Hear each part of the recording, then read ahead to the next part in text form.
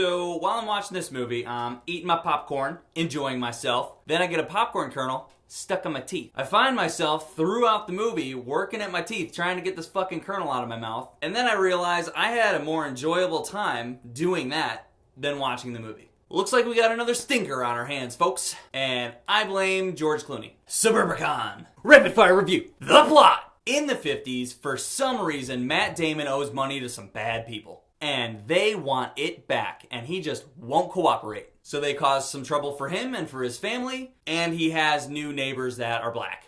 Noah Jupe. This kid plays Matt Damon's son. Most of the movie is told through his perspective. He doesn't know what's going on with his family and with his dad, so the audience relates the most to him. Performance-wise, this kid was great. His character keeps to himself, he has good morals, he's very suspicious of his family. Being in a Coen Brothers George Clooney movie, he had something to prove, and I thought he nailed it. Matt Damon. I know that the trailer portrays his character as a loving father fighting for his family. That is not the case. He's a reserved, stubborn, selfish piece of shit. And I hate that the trailer made him out to be a good guy. Fell for it again. Good performance by Matt Damon, but his character sucks. There's not really any character development or backstory, and there's really no character arc. Wasn't into it. Sorry, Matt. Julianne Moore. She actually plays two characters in this movie. One is a lot more fleshed out than the other. That character is the aunt of Noah Jupe and the sister-in-law of Matt Damon. And she basically portrays this 50s Stepford wife. She acts nice to people, but is mostly very passive-aggressive. And she's a little bit scandalous. Julianne Moore, as usual, awesome performance, knocked it out of the park. But once again, not a very likable character. Overall,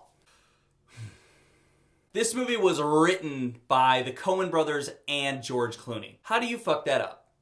Oh yeah, let George Clooney direct the movie. Do not believe the trailers. They play it off like it's this 50s dark comedy. It's not. It's not funny at all. The only slightly funny scene was in the trailer. It's a sloppy story that's mostly boring until the last 45 minutes. The acting is great. The time period is awesome. Their attention to detail with the 50s was perfect. 50s as fuck. I know the trailers lead you to believe that this movie's about this loving father versus the mob, but it's actually just a big statement about racism. I would be totally cool with that if it was done well. It wasn't. It could have been done so much better if the Coen brothers just directed the fucking movie. I think George Clooney just isn't a good storyteller. He doesn't know how to keep a pace that audiences will pay attention to. Should you see it? Nah. Rapid fire review. Subscribe.